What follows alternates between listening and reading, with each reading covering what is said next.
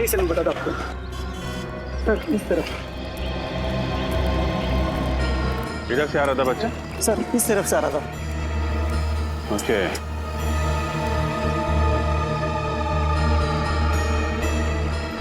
Sir, हाँ sir लगता है वो खून बच्चे का नहीं है सर। क्या खून बच्चे का नहीं है? नहीं सर, उसके शरीर पे कोई चोट के निशान नहीं है। तो फिर ये खून आया कहाँ से? हटना बेटा, हटो बेटा। बेटा घबराओ मत बेटा, हैं? आपको कुछ नहीं होगा, हम लोग सीआईडी से हैं। ये खून कैसे लगा आपको? हाँ? हाँ? सर लगता है किसी गहरे सदमे में है, जिसकी वजह से कुछ बोल नहीं पा रहा। सर लगता है ये बच्चा देख नहीं सकता। पंकज एक काम कर, लड़का इस डायरेक्शन से आया ना, तुम इस तरफ जाओ और उधर जाके देखो कि कोई एक्सीडेंट वगैरह तो नहीं हुआ है। विनी, बच्चे को फॉरेंसिक लैब लेके जाते हैं, सर उनके साथ भी बताएंगे कि खून का राज क्या है।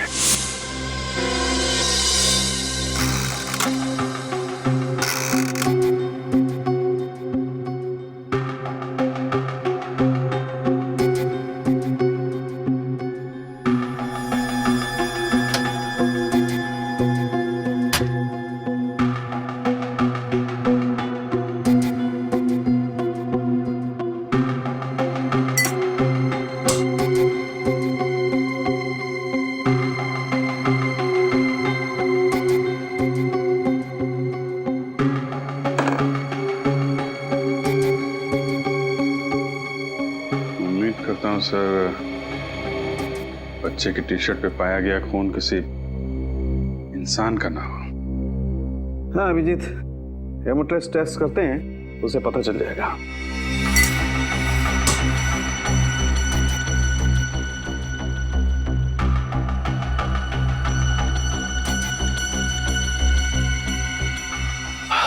सॉरी अभिजीत, तुम्हारा मनचाहा जवाब नहीं दे सकता।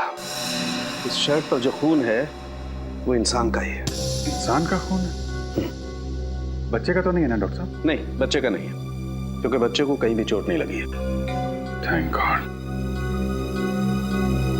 पर इतना सारा खून आया कहां से होगा?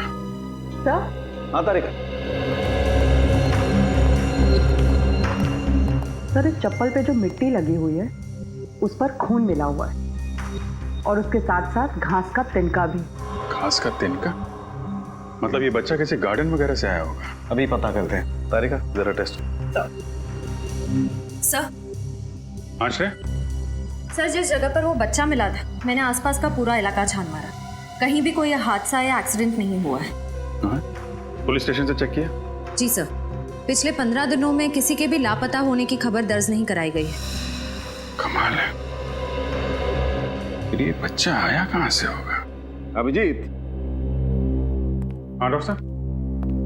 अभिजीत, इस शर्ट पर एक नहीं 3 लोगों का खून मिला है। क्या 3 लोगों का खून? माय गॉड, मतलब 3 लोग जख्मी हुए हैं या फिर मारे गए। अभिजीत, हाँ तारिका? अभिजीत, इस मिट्टी में जंतु और कीटाणुनाशक दवाइयां मिली है। जंतु और कीटाणुनाशक दवाइयां? मतलब ये बात पक्की है कि बच्चा किसी खेत खलियान से ही गुजरा है। सर, उस इलाके की छानबीन करते वक्त हमने वहां कुछ खेत और फार्म हाउसेस देखे थे। फार्म हाउस, घास का तिनका, जंतु और कीटनाशक दवाइयां, फार्म हाउस। वाह तारिका जी वाह, आपने तो हमारा काम आसान कर दिया। भाई साहब, सिर्फ तारिका जी ने आपका काम आसान किया? नहीं, ये ऐसा मैंने कब कहा? नहीं, लेकिन आपने ये भी तो नहीं कहा कि सालुखे ने कुछ किया है। सालुखे साहब, आप भी बिल्कुल क्यूट बच्चों की तरह बुरा मान जाते हो यार। तारिका, ये अभिजीत मेरी तारीफ कर रहा था कि मेरी टांग खींच रहा था? अरे सर आप भी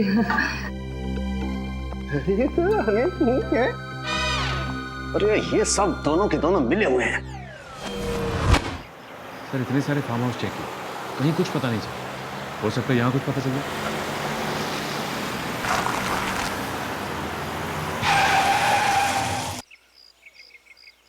फार्म हाउस के अंदर गाड़ी पार्क्ड है, लगता है कोई है अंदर। चलो देखते हैं।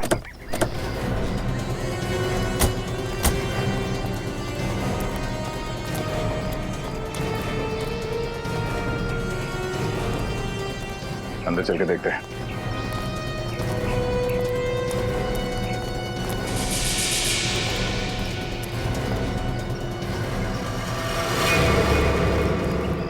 अरे ये तो उसी छोटे बच्चे की चप्पल लगती है।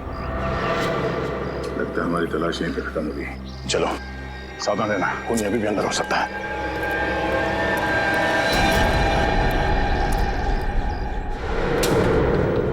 कोई है?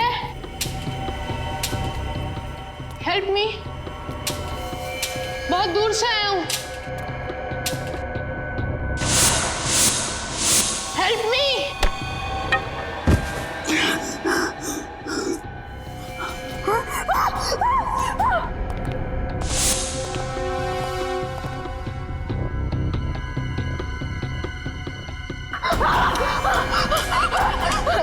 बचाओ बचाओ।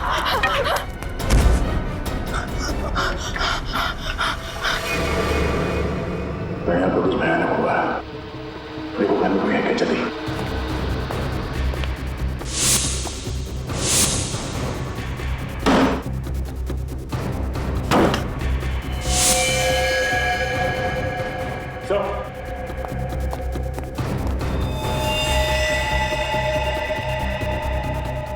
चार लाशें एक घर में।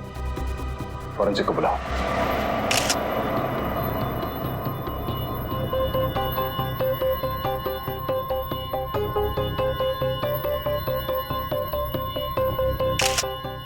पीठ पर गोली लगी है। कम से कम 2-3 घंटे हुए होंगे इसे मरे। ये काम करो, इस घर की अच्छी तरह से तलाशी लो। एक भी सुराग छूटना नहीं चाहिए। ये है वो 2 लाशें।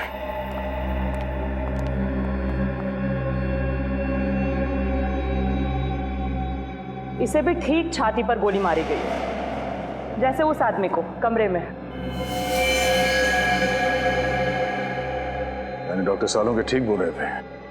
तो बच्चा यहाँ इन लाशों से टकराया होगा, जमीन पे गिरा और इन्हीं का खून उसके कपड़ों पे लग गया।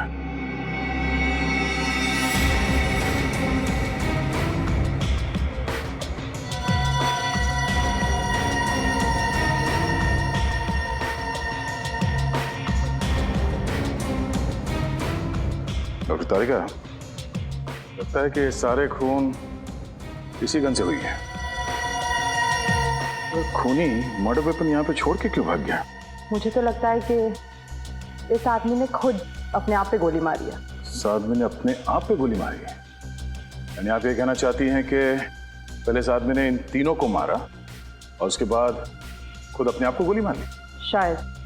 सर पूरा घर चेक कर लिया, तिजोरी अलमारी सब कुछ सही सलामत है। सही सलामत है, मतलब चोरी का मामला नहीं है? सर हाँ, सारे दरवाजे और खिड़कियां भी सही सलामत है। इसका मतलब है खूनी जबरदस्ती इस घर में नहीं घुसा है।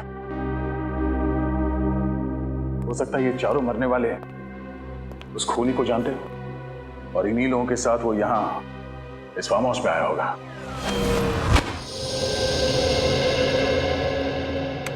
अरे क्या बात है डॉक्टर साहब, आज अकेले ही? क्यों, बहुत तकलीफ हो रही है? लैब अच्छी नहीं लग रही होगी, सुनी सुनी लग रही होगी। तारिका जी नहीं है ना? नहीं मेरे वो मतलब नहीं था। अरे मैं जानता हूँ तुम्हारा मतलब यार, तुम बोलते कुछ और हो, तुम्हारे मन में कुछ और होता है। अरे सर, मैं इन चारों लाशों के खून के पीछे का मतलब जानने आया हूँ। आपको मालूम है तो बता दो बस। तुम मुझसे क्यों पूछ रहे हो भाई? जाकर के तारिका जी से पूछ लो, वो बता देंगी तुम्हें सब कुछ। सर आप तो बुरा मान गए। सारी दुनिया जानती है डॉक्टर सालुंखे के बगैर सीआईडी में आज तक एक केस भी सॉल्व नहीं हुआ है। अब आया ऊंट पहाड़ के नीचे, है ना? ऐसे बुला करो, अच्छे लगते हो। आओ बताता हूँ। अभिजीत, ये जो चारों लाशें हैं, इनमें रायगर मोर्टिस अभी सेट होना शुरू हुआ है। लाशें अभी अकड़ना शुरू हुई हैं और मेरे ख्याल से इनकी मौत सवेरे 7 से 9 बजे के बीच में हुई है। और ये बैलिस्टिक रिपोर्ट क्या कहती है? गोली इसी गन से चली है। चारों की मौत इस गन से निकली हुई गोली से हुई है और इस गन पर खून के छींटे भी हैं। सर, किसका खून है ये? सौरभ का खून है। सौरभ को पॉइंट ब्लैंक रेंज से गोली मारी गई है, जिसकी वजह से सौरभ का खून इस पर भी आकर के लग गया है। इसके दोस्त थे और बहुत सालों के बाद मिलने वाले थे, इसीलिए इन लोगों ने प्लान बनाया था कि सौरभ के फार्म हाउस पे जाएंगे। निशा जी, आपने आखिरी बार आनंद से बात कब की थी? आनंद से मेरी लगभग 1 हफ्ते पहले बात हुई थी, लेकिन हाँ, यश का 2 दिन पहले ही मुझे फोन आया था और उसी ने मुझे बताया कि ये लोग फार्म हाउस पे पार्टी करने जा रहे हैं। यश? ये यश कौन है? सर, यश भी उन लोगों का दोस्त है और ये सब लोग मिलकर उस दिन फार्म हाउस पर गए।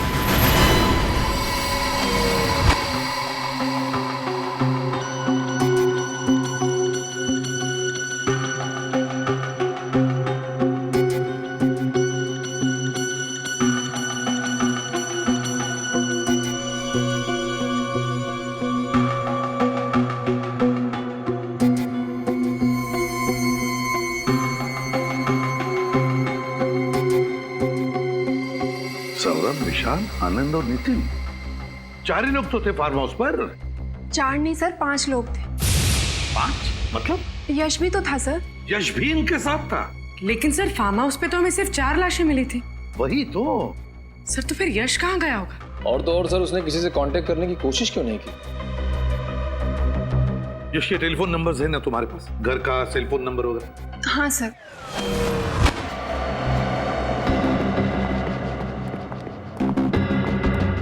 ये देखो। सुराग मिला डॉक्टर तारे का? पता नहीं कितने काम का है, लेकिन थोड़ा अजीब जरूर है। क्यों? अजीब क्या है? इस बाल की लंबाई देखो। यहाँ पर जितने भी लोग मरे थे, उनमें से किसी के भी बाल इतने लंबे नहीं थे।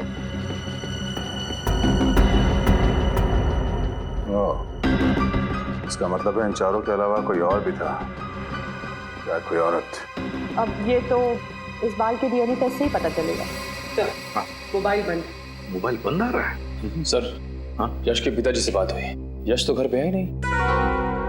घर पर लौटा ही नहीं, सेल फोन बंद आ रहा है। कुछ तो गड़बड़ जरूर है। यश का फोटो है? हाँ सर, 1 मिनट। काम करो, यश का फोटो सारे police station, railway station, bus stand और चेक नाकों पर भेज दो और दया को भी इन्फॉर्म करो। यश का मिलना बहुत जरूरी है, बहुत जरूरी है। सर, ये दवाइयां और प्रिस्क्रिप्शन लेटर मिला है, इस पे सौरभ का नाम लिखा है। सौरभ? तो प्रिस्क्रिप्शन दिया है डॉक्टर मुकेश ने। ये दवाई दिखाइए। ये दवाइयाँ तो अक्सर उन लोगों को दी जाती है जो डिप्रेशन और टेंशन के शिकार होते हैं। तो सौरभ को किस बात की टेंशन थी, अब वो तो ये डॉक्टर मुकेश ही बताएंगे।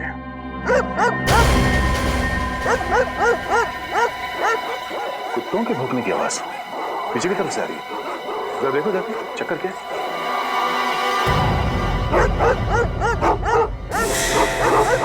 भौंकने की आवाज इधर से आ रही है। किस तरफ?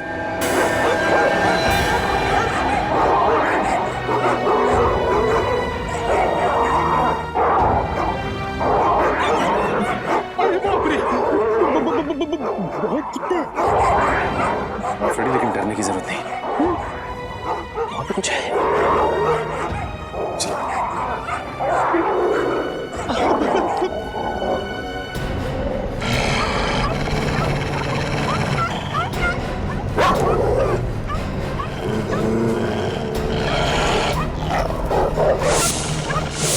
My God.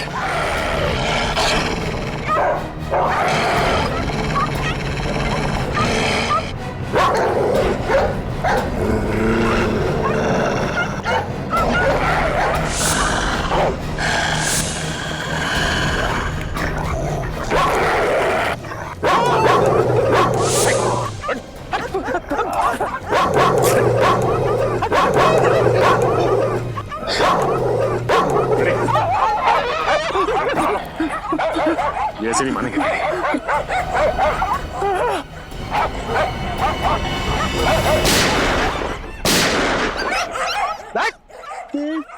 रेडी से टक्कर।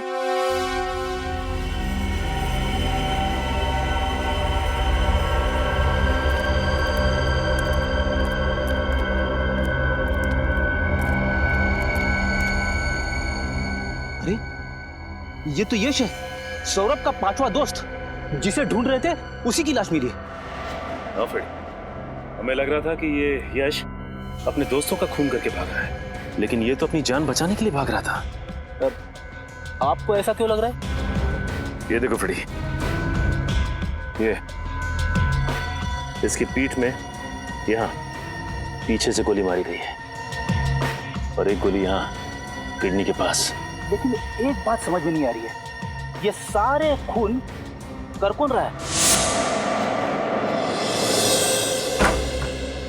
सर आइए।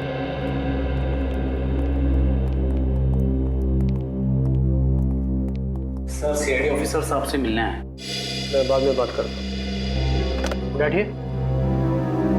Thank you doctor. Mister Saurabh का इलाज आप ही करते हैं? हाँ, कई सालों। ये दवाइयाँ आप ही ने सौरभ जी को प्रिस्क्राइब की थी? जी हाँ। क्या बीमारी थी सौरभ को? डिप्रेशन, बेचैनी, टेंशन लेना। लेकिन आप ये सब मुझसे क्यों पूछ रहे हैं? दरअसल एक फार्म हाउस में हमें सौरभ की लाश मिली। लाश? कैसे हुआ? पक्का तो कुछ नहीं कह सकते, लेकिन अभी सिर्फ इतना पता चला है कि उसकी मौत गोली लगने की वजह से। गोली चलाई गई उस पर? सिर्फ उनका ही नहीं, उनके 4 दोस्तों का भी खून हुआ और हमें शक है पहले उन्होंने उन चारों की जान ली, फिर अपने आप को भी मार लिया। मुझे नहीं लगता कि सौरभ ने किसी का खून किया होगा। मैं कई सालों से उसका इलाज कर रहा हूँ और उसकी हालत में काफी सुधार था। लेकिन पूरी तरह से तो ठीक नहीं हुआ। लेकिन उससे ऐसी कोई बीमारी नहीं थी कि इंसान उस बीमारी में किसी का खून कर दे। उसकी दवाइयों का भी कोई साइड इफेक्ट नहीं था। लेकिन सर वो तो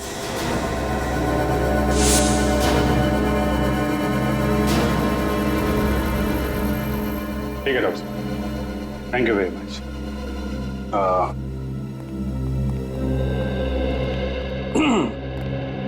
छोड़ने नहीं चलोगे?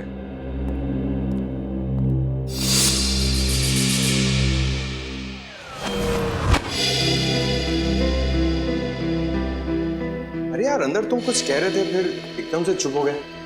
क्या बात है? जरा खुल के बताओ। नहीं सर, मैं कुछ नहीं कह रहा था सर। देखो, सौरभ के बारे में जो कुछ भी जानते हो मैं बता दूं। देखिए सर, मुझे ये सब मामले में मत घसीटिए सर। मैं गरीब आदमी हूँ सर, मेरी एक बूढ़ी माँ है सर। कुछ नहीं होगा तुम्हें, ये मेरा वादा है। जो कुछ जानते हो सच सच बता दो। घबराओ मत, बता दो सब कुछ। क्या जानते हो? सर देखिए सर, सौरभ जी की सबसे बड़ी प्रॉब्लम जो थी सर, उनका गुस्सा था सर। उनकी प्रॉब्लम हाइपरटेंशन और डिप्रेशन नहीं था सर। सबसे बड़ा वीक पॉइंट उनका था गुस्सा सर। वो उस पर काबू नहीं कर पाते थे सर। हमारे सामने कभी कुछ ऐसा हुआ है? हाँ सर, एक बार हुआ था सर। हमारे यहाँ के एक पेशेंट पे उन्होंने हाथ उठा दिया था सर। क्यों? क्योंकि उनको ऐसा लगा सर उनका नंबर था और वो बीच में घुस गया सर। इतनी सी बात के लिए उन्होंने किसी पर हाथ उठा दिया? हाँ सर। लेकिन आपके डॉक्टर साहब ने हमें ये बात बताई नहीं, क्यों? सर सॉरी सर, मुझे नहीं पता सर। ठीक, तुम जा सकते। Thank you sir. Saurabh ji को गुस्सा बहुत आता था। सारे सबूत भिजवा दिए ना? हाँ सर। चलो सीधे ब्यूरो चलते हैं। हाँ भाई, क्या हाल? अरे सर, आप यहाँ? क्यों चौंक क्यों गए यार? अरे तुम्हारी मदद कर रहा हूँ यार केस में, यहाँ नहीं आ सकता क्या? अरे सर, मेरा कहने का मतलब वो नहीं था। वो हाँ, मतलब की बात करने के लिए आया हूँ। अच्छा ये बताओ कि तहकीकात करने के बाद तुम लोग किस नतीजे पर पहुंचे अब तक? सर देखने से तो यही लगता है कि सौरभ ने अपने दोस्तों का खून किया और उसके बाद अपने आप को गोली मार ली। कुछ ही घंटों में केस सॉल्व कर दिया हमने। कुछ ही मिनटों में बेवकूफ बन गए आप लोग। क्या कहना चाहते हैं? मैं जो कहना चाहता हूँ दया, वो तुम्हें वहां चल के दिखाऊंगा। आओ मेरे साथ।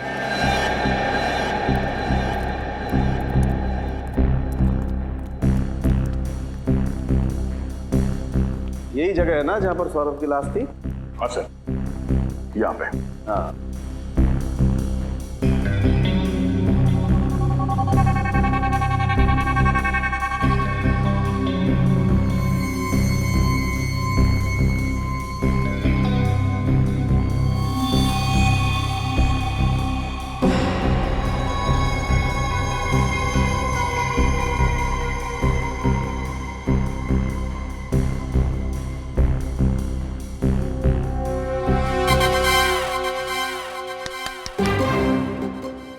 सौरभ बन जा। यानी कि मैं मर जाऊं? डॉक्टर साहब, मैं इतनी जल्दी मरना नहीं चाहता। अरे यार, ये आदमी हमेशा उल्टा ही क्यों सोचता है? फिर मैं तुझे मरने के लिए नहीं कह रहा हूँ फ्रेडी, मैं सिर्फ ये कह रहा हूँ इस सोफे पर जैसे सौरभ की लाश मिली थी वैसे जाकर के बैठ जा। हाँ। सौरभ बैठा हुआ नहीं था, लेटा हुआ था। लेटा हुआ? तो ठीक है, तुम लेट जाओ।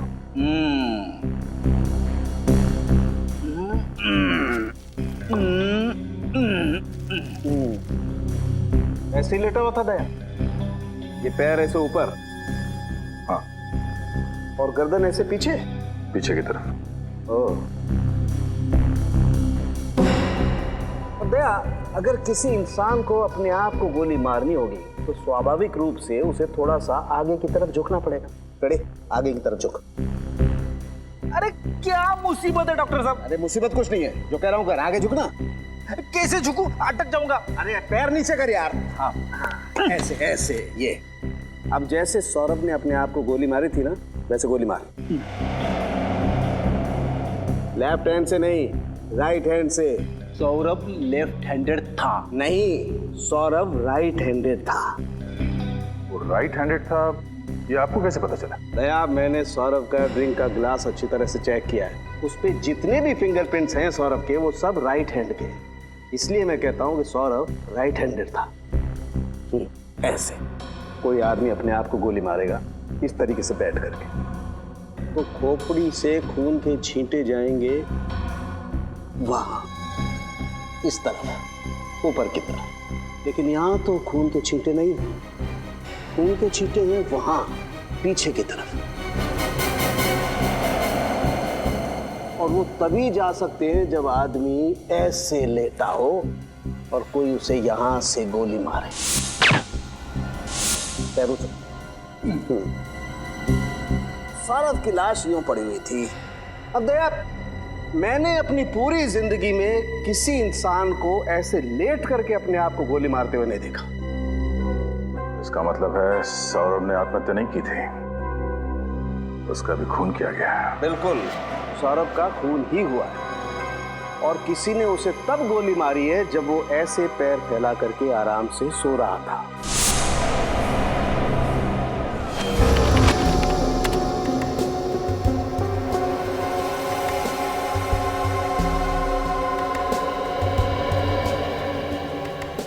अभिजीत, सौरभ और यश के जूतों में मिली मिट्टी मैच नहीं करती है, अलग अलग है। मतलब यश का भी खून सौरभ ने नहीं किया है, वो नहीं कोई और ही है। सर, फार्म हाउस में जो बाल मिला था उसकी डीएनए रिपोर्ट आ चुकी है। ये बाल किसी लड़की का है। वाह कारिका जी वाह, आप कुछ ना कुछ नया मोड़ लेके आती है केस में, कैसे कर लेती है? नमस्ते। नमस्ते नमस्ते क्या कारिका जी, आप कुछ समझाती क्यों नहीं है? अरे मैं क्या, अच्छा छोड़िए, क्या क्या पता चला इसे डीएनए रिपोर्ट से? ये लड़की का डीएनए उन 5 मरे हुए लोगों में से एक आनंद के डीएनए से मैच करता है। आनंद के डीएनए से? यानी उसकी कोई रिश्तेदार? आनंद की तो सिर्फ एक ही रिश्तेदार है, उसकी बहन निशा। निशा?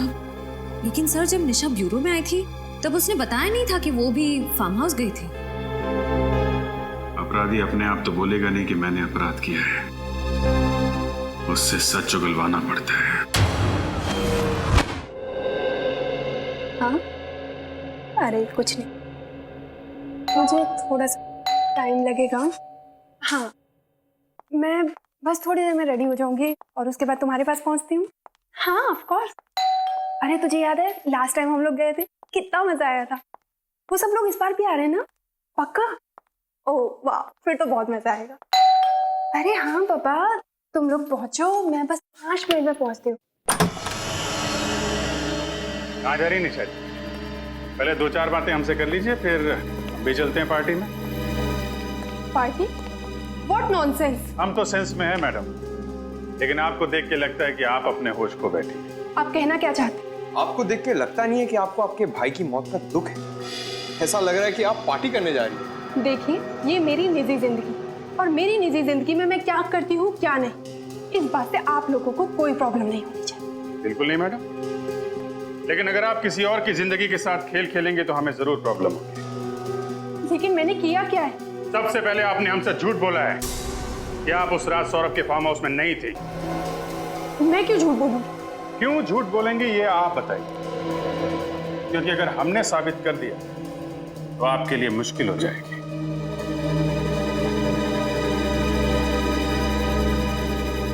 बोलिए बोलिए बोलिए, आराम से बोलिए। हम समझते हैं कि मुंह से सच निकलने को थोड़ा वक्त लगता है। लेकिन आपके पास सबूत क्या है इसका? फोरेंसिक रिपोर्ट है हमारे पास जो साफ साफ साबित करती है कि आप उस वक्त फार्म हाउस में थी। अगर आपको वो रिपोर्ट देखनी है, चलिए हमारे साथ ब्यूरो।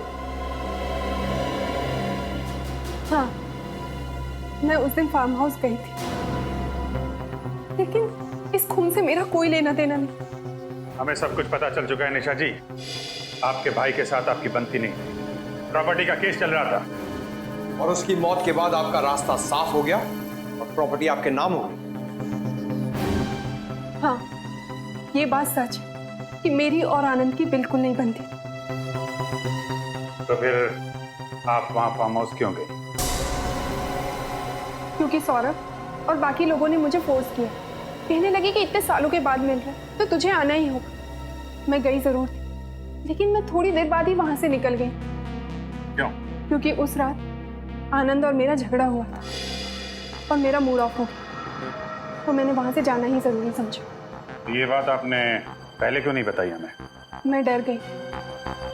मुझे लगा कि अगर मैं आप लोगों को ये बात बताऊंगी तो आप लोग उल्टा मेरे ऊपर ही शक करने लगेंगे। वहां से निकलने के बाद आप कहाँ गए? उसके बाद मैं घर पे आकर सो गई थी। वाह, बहाना अच्छा बनाया ताकि किसी गवाह की जरूरत ना पड़े, लेकिन जब तक ये केस सॉल्व नहीं हो जाता आपको ब्यूरो में रहना पड़ेगा।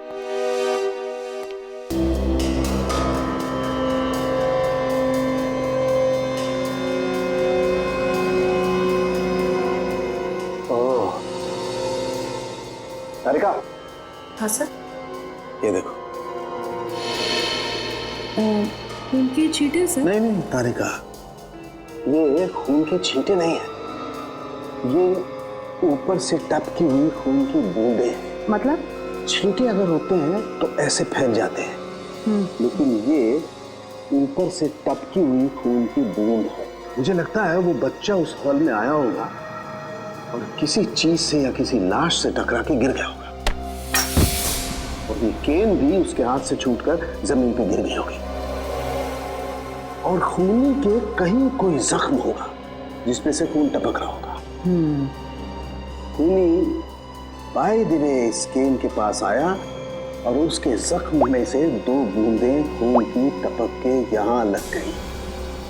हम इस खून को चेक कर लेते हैं जैसे बाकी के खून का सैंपल लिया था, फिर मैच करके देखेंगे आखिर ये खून है किसका।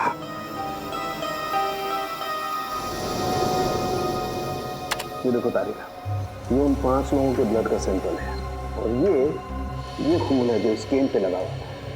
एक काम करो, अपने रिकॉर्ड में चेक करो कि किसी से मैच होता है क्या। हेलो अभिजीत। हाँ डॉक्टर साहब, छड़ी पे जो खून मिला था क्या पता चला उसके बारे में? अभिजीत, ये खून उन 5 मरने वालों में से किसी का भी नहीं है। फिर तो निशा का ही होगा। नहीं, निशा के खून से भी मैच नहीं होता। वो क्रिमिनल रिकॉर्ड में चेक करके देखा?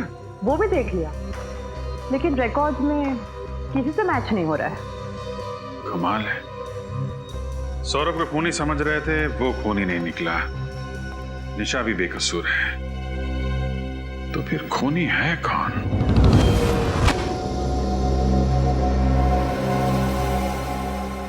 एक बात तो पक्की है कि इन पांचों में से किसी ने भी किसी को नहीं मारा और ना ही किसी ने आत्महत्या की है।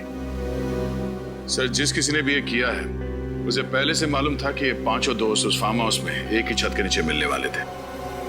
मगर इन पांचों को क्यों मारा? पांचों को क्यों मारा? ऐसे भी क्या दुश्मनी? सर, ये पांचों कॉलेज के टाइम के दोस्त थे सर। मतलब जो कुछ भी हुआ कॉलेज में हुआ, पर अब इन पांचों की मौत के साथ वो राज भी दफन हो गया।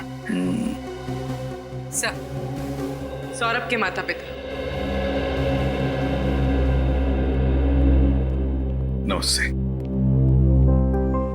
माफ कीजिए हमें, हम आप लोगों को थोड़ी तकलीफ दे रहे हैं। बात यह है कि आपके बेटे के खूनी तक पहुंचने के लिए हमें आपकी थोड़ी मदद चाहिए। क्या आपके बेटे का किसी के साथ कोई झगड़ा वगड़ा था? किसी से कोई दुश्मनी? नहीं, दुश्मनी का तो सवाल ही नहीं उठता। बहुत बहुत शांत स्वभाव का था सर वो, किसी से ज्यादा बातें भी नहीं करता था वो। अच्छा ये बताइए कि आपका बेटा सौरभ डॉक्टर मुकेश के पास इलाज के लिए जाता था? जी हाँ। लेकिन क्यों? अपने चिड़चिड़ेपन, टेंशन और नींद ना आना, इसके लिए। मगर बचपन से वो ऐसा नहीं था सर। मुझे आज भी याद है, वो कॉलेज की आखिरी दिन वाली पार्टी की रात थी। बस उसी रात से वो ऐसा हो गया। क्या हुआ था उस रात को? पता नहीं सर, बस पार्टी से आया और सीधा ही अपने कमरे में चला गया। 3 दिन तक वो बाहर नहीं आया, ना कुछ खाया ना कुछ पिया, कुछ भी नहीं सर, कुछ भी नहीं। इसीलिए हमने डॉक्टर मुकेश की मदद ली, उनसे हमारे घरेलू संबंध है। बाद में वो धीरे धीरे ठीक भी हो रहा था। ये सब उसके कॉलेज के दोस्तों की वजह से हुआ। मैंने उसे मना किया था, उसने मेरी बात मानी और उनसे अपना रिश्ता भी तोड़ दिया। तो फिर वो उनके साथ फार्म हाउस क्यों गया था? वो उसके दोस्त आनंद का फोन आया था, बोला बहुत साल के बाद मिल रहे हैं तो आ जाओ, और वो गया। फिर लौट के वापस नहीं आया, लौट के वापस नहीं आया। पूर्वी, जरा इन्हें छोड़ा ना। सर, इन पांचों के साथ जो कुछ भी हुआ उस फार्म हाउस में, उसका संबंध कॉलेज के आखिरी दिन वाले पार्टी से ही है सर। हाँ तभी कुछ तो हुआ है। दया, पता लगाना पड़ेगा इन पांचों के बारे में, पता लगाना पड़ेगा इनके अतीत के बारे में, तभी पता चल जाएगा क्या हुआ था उस रात को। सर, अजीत से फोन पर सारी बात हुई थी। उसने बोला था कि हल्के नीले कलर की टी शर्ट में यहीं पर जॉगिंग कर रहा है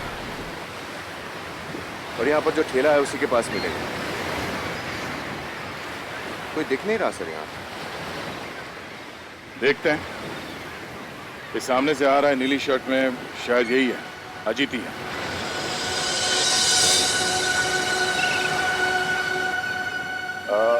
मिस्टर अजीत।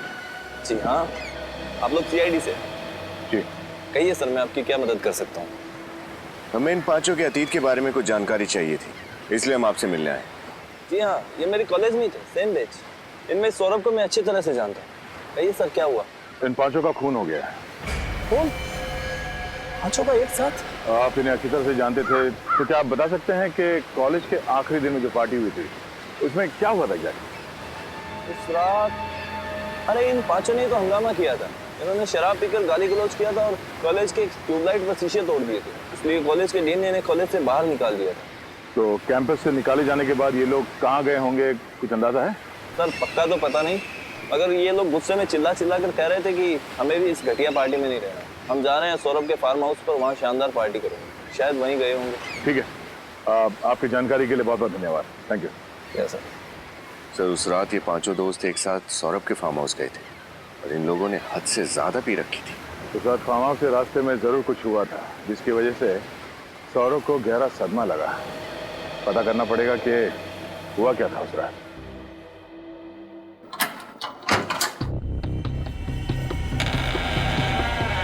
खूनी मेन दरवाजा खोलकर हॉल के अंदर आया,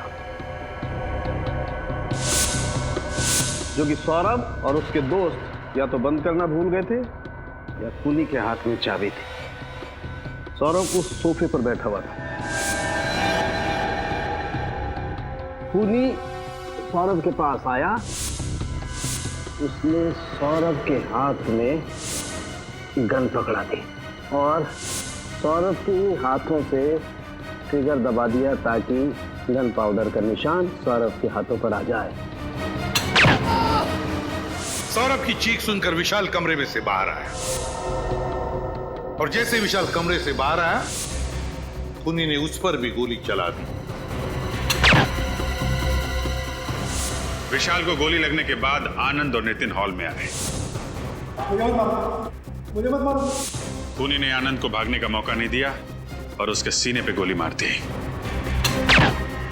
भागने का मौका मिलते ही नितिन दरवाजे की तरफ भागा। जैसे वो भागा, खूनी ने उसे भी गोली मार दी उसके पीठ में। यश फार्म हाउस से निकल के जंगल के रास्ते भागा। खूनी ने उसका पीछा किया और उसके पीठ पे और गुर्दे पे गोली चला दी। खूनी लौटकर फिर से फार्म हाउस में आया और उसने अपनी गन सौरभ के पास रख दी। और जब बच्चा फार्म हाउस में आया तो इन्हीं लाशों से टकरा के गिर गया होगा। तभी इन तीनों का खून उसके शर्ट पे लग गया और घबरा के बच्चा यहां से बाहर भाग गया। अभिजीत, जंगल में जहां पर यश की लाश मिली, दोबारा वहीं पे जाकर अच्छी तरह से चेक करो, अच्छी तरह से चेक करो। कोई ना कोई सुराग है जो हमारी आंखों से छूटा है। ढूंढो उस सुराग को। फार्म हाउस शहर से काफी दूर है, पैदल तो नहीं आया होगा खूनी। सर यही वो जगह है जहां से हमें यश की लाश मिली थी सर, यहाँ से। एक काम करते हैं, आसपास अच्छी तरह से चेक करते हैं, कुछ ना कुछ तो जरूर मिलेगा। देखो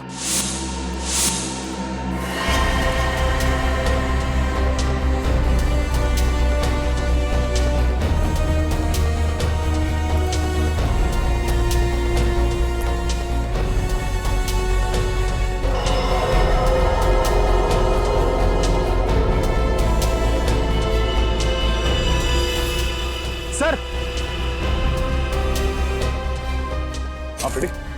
ये देखिए सर, शर्ट का फटा हुआ टुकड़ा, इस पे खून लगा है। हाँ, इसका मतलब खूनी यहां से भागा होगा और हड़बड़ी में उसका शर्ट इस झाड़ में फंस गया और उसे पता तक नहीं चला। सर, हाँ सचिन, ये देखिए सर, बाइक के टायर के निशान से। इसका मतलब है खूनी बाइक से यहाँ पे आया होगा। यहाँ पे बाइक पार्क करके जंगल के रास्ते से वो फार्म हाउस गया और फिर वहां पे खून करने के बाद फिर इसी रास्ते से बाइक पे बैठ के भाग गया।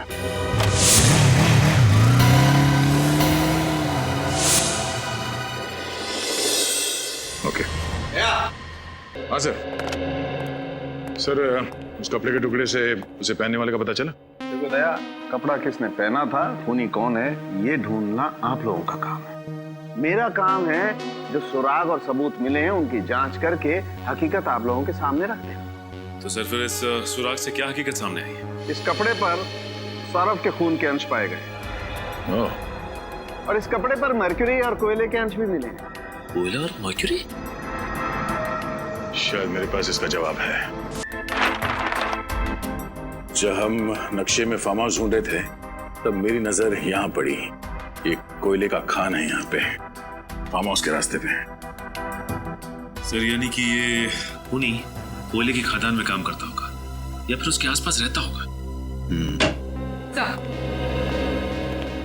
सचिन 5 दोस्तों की मौत हुई। उनके एक और दोस्त अजीत का कहना है कि कॉलेज की पार्टी के बाद वो पांचों सौरभ की गाड़ी में फार्म हाउस जाने के लिए रवाना हुए थे और सर उसके अगले ही दिन ये आर्टिकल छपा था। जेपी मार्ग में हुई दुर्घटना, एक तेजी से आती कार ने राह चलते आदमी को टक्कर मार दी जिसकी जगह पे मौत हो गई। जेपी मार्ग तो ये फार्म हाउस के रास्ते पे पड़ता है। हाँ सर, और इन लोगों के निकलने के ठीक 45 मिनट बाद ये एक्सीडेंट हुआ था। सर हो सकता है कि ये सौरभ शराब के नशे में धुत होकर गाड़ी चला रहा और उसका एक्सीडेंट हो गया। हाँ, और इसीलिए उस हादसे के बाद वो गुमसुम हो गया और 3 दिन तक वो अपने कमरे से बाहर नहीं निकला। सो ये देखिए, इसमें यह भी लिखा हुआ है कि मरने वाले का 12 साल का बेटा इस एक्सीडेंट का चश्मदीद गवाह था, लेकिन गाड़ी चलाने वाला और उसके साथी वहां से भाग गए और कभी कानून के हाथ नहीं लगे। एक बात और सर, जिस आदमी का एक्सीडेंट हुआ था वो विजयनगर बस्ती में रहता था। विजयनगर बस्ती, और वो भी इस कोयले के खान के पास ही है।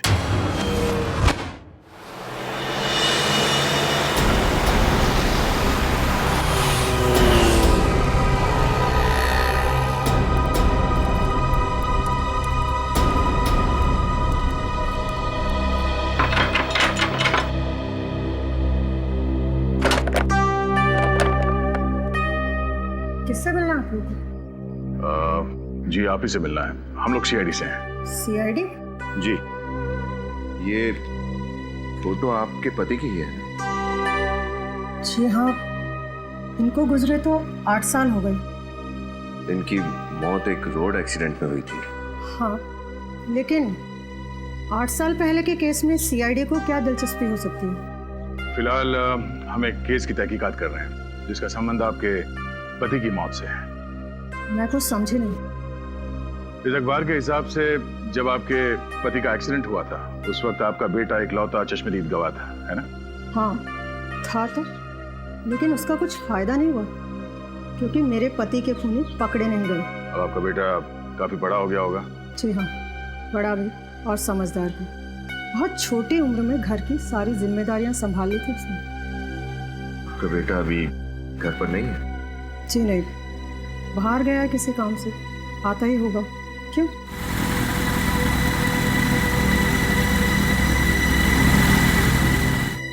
ये लीजिए, आ गया मेरा बेटा। सीआईडी।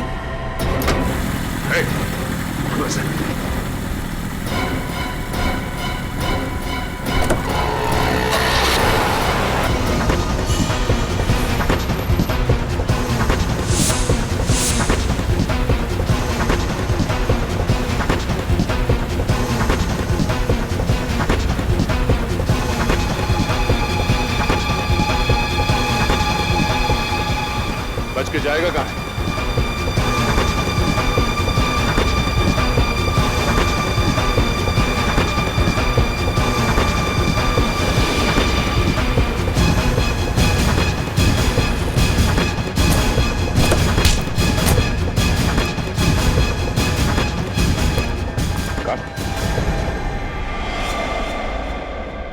सर ये तो डॉक्टर मुकेश का असिस्टेंट है। हमारा इलाज नहीं करोगे? हाँ? रंजीत, डॉक्टर मुकेश का असिस्टेंट रंजीत, उन 5 लोगों का खून तुमने ही किया है ना? हाँ मैंने ही खून किया है, लेकिन मुझे इस चीज का कोई पछतावा नहीं है क्योंकि उनको जीने का कोई हक नहीं था। क्योंकि उनकी वजह से तुम्हारे बाबा की एक्सीडेंट में मौत हो गई थी। हाँ? हाँ, मेरे बाबा ने मेरे आंख के सामने दम तोड़ा।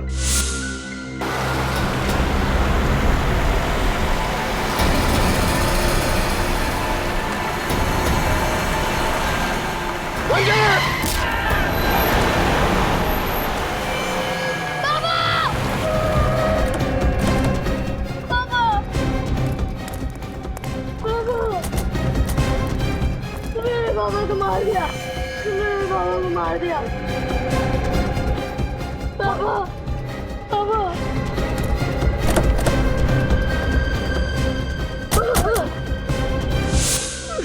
मैं उन्हें बचा भी नहीं सका, लेकिन वो 5 लोग बचा सकते थे। वो 5 गाड़ी से नीचे उतरे, मेरे पापा को तड़पता हुआ देखे हॉस्पिटल लेके जाने के बजाय वापस गाड़ी में बैठ के भाग गए। और इतने सालों के बाद भी तुम्हें उनका चेहरा याद रहा? एक एक का चेहरा मेरे आंख के सामने था और अचानक एक दिन सौरभ मेरे सामने आ गया।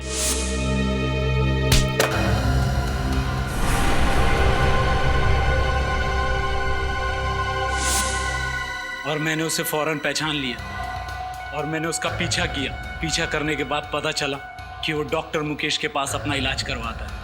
और इसीलिए बतौर असिस्टेंट तुमने डॉक्टर के यहाँ पे नौकरी कर ली?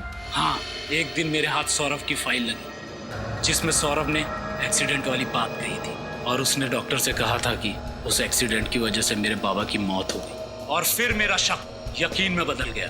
और फिर तुमने बदला लेने का प्लान बनाया? हाँ, मुझे पता चल गया कि ये पांचों दोस्त फार्म हाउस पे मिलने वाले हैं, तो मैं इसलिए वहां पहुंच गया। और सुबह तक इंतजार किया कि कब सब सो जाएंगे और तुम अपना बदला ले लो। पर सौरभ की गन वो तुम्हें मिली कहां से? एक दिन पहले जब सौरभ क्लिनिक आया था, मैंने उसकी चाबी चुरा ली और फिर गाड़ी में से गन, फिर चाबी मैंने टेबल पे हिसाब से रख दी थी। सब कुछ प्लान के मुताबिक चल रहा था, फिर भी आप लोगों को पता चल गया। तुम्हें क्या लगा इतना आसान है सीआईडी को बेवकूफ बनाना? 5-5 लोगों के खून करने के बाद भी तुम्हें कोई पछतावा नहीं? मेरे पापा को मारने के बाद उन्हें कोई पछतावा हुआ? मुझे अनाथ करके वो लोग चैन की जिंदगी जी रहे थे। यह अन्याय था और मुझे न्याय चाहिए था। न्याय। तुम्हारे बाबा के साथ जो कुछ भी हुआ उसका हमें जरूर अफसोस है, लेकिन किसी की जान लेने का तुम्हें कोई हक नहीं। कानून को तुमने अपने हाथ में ले लिया, उन 5 लोगों का खून किया। अब तुम्हें तो फांसी ही होगी, फांसी।